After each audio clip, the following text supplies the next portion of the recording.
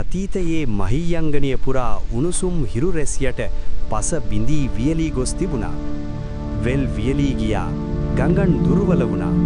ගොවීන්ගේ හදවතින් බලාපොරොත්තු මැකී ගියා. ජලය නැතිව අස්වැන්නක් නැහැ. අස්වැන්න නැතිව ජීවිතයක් නැහැ. ජනතාව රජු ඉදිරියට එකතු වී තම දුක පැවසුවා. දුටුගැමුණු රජතුමා තම ජනතාවගේ වේදනාව ඇසුවා. ඔහු මහා වැවක් සෑදීවට තීරණය කළා. නමුත් ගඟ බලවත් වුණා. එය නතර කිරීමට කිසිවෙක් ඉදිරියට ආවේ නැහැ. එම අවස්ථාවේ සරල ගම්වැසියෙක් වූ බුලතා ඉදිරියට පැමිණියා. ඔහුට සම්පත් නැහැ, ප්‍රසිද්ධිය නැහැ.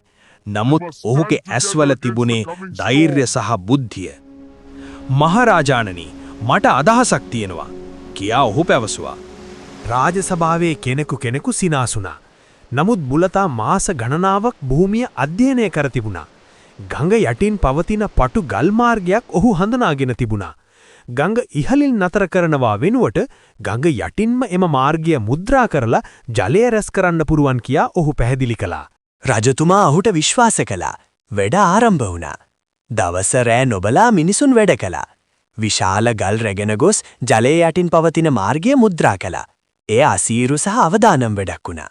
අල්පයෙන් ජලය ඉහළට නැගුණා. වියලි භූමිය නිල් ජලයෙන් පිරුණා. ජනතාව විස්මයෙන් බලුවා. අසම්භාව්‍ය දෙය සත්‍යයක් බවට පත් වුණා.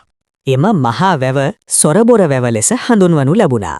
එය සරල ගම්වැසියෙකුගේ බුද්ධියෙන් උපන් විශිෂ්ට කෘතියක් වුණා. රජතුමා බුලතා ගෞරවයට පාත් කළා. ඔබ මේ භූමියට ජීවය ලබා දුන්නා කියා ඔහු පැවසුවා. ජනතාව සතුටින් හඬ නගා සතුට පළ කළා. නමුත් බුලතා විනම්‍රව නමස්කාර කළා.